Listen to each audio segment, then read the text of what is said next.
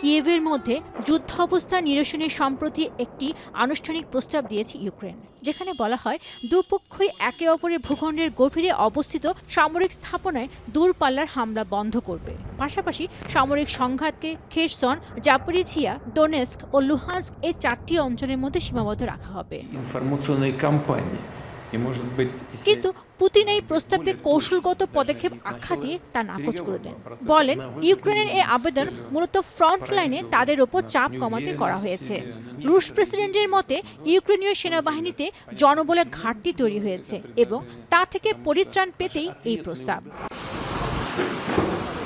এখন প্রশ্ন হলো, ইউক্রেন যখন যুদ্ধবিরতির পথ খুঁজছে তখন পুতিন কেন এই প্রস্তাব নাকচ করলেন? বিশেষজ্ঞদের মতে দূরপাল্লার হামলার ক্ষেত্রে রাশিয়ার সক্ষমতা ইউক্রেনের তুলনায় অনেক বেশি। পুতিন এই সুবিধা ধরে রাখতে চান, আর এ বিষয়ে কোনো আপোষে যেতে চান না তিনি, কারণ মস্কো এটিকে ন্যাটোর বিরুদ্ধে প্রধান অস্ত্র হিসেবে দেখে। মূলত ইউক্রেন যখন রাশিয়ার গভীরে হামলার সক্ষমতা বাড়াচ্ছে, তখন পুতিনের কাছে এই দূরপাল্লার সক্ষমতা আরও গুরুত্বপূর্ণ হয়ে উঠেছে। 72 ঘন্টা ময়েশ্চার লক সমৃদ্ধ লিলি হুইপড শিয়া মিস্টিক গ্লোয়িং বডি ওয়াশ। শিয়া বাটারের গুডনেস স্কিন রিপেয়ার করে রাখে সফট ও গ্লোয়িং, ছড়িয়ে দেয় লং লাস্টিং ফ্রেগন্যান্স।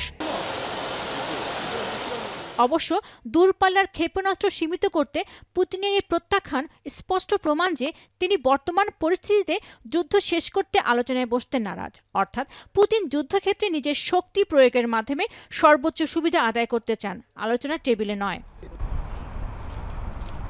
সার্বিকভাবে ইউক্রেনের দেয়া এই প্রস্তাব নাকচ করে দিয়ে পুতিন যুদ্ধক্ষেত্রে রুশ সামরিক অভিযান আরও তীব্র করার ইঙ্গিত দিয়েছেন। অন্যদিকে ইউক্রেনও তাদের ড্রোন হামলা জোরদার করছে।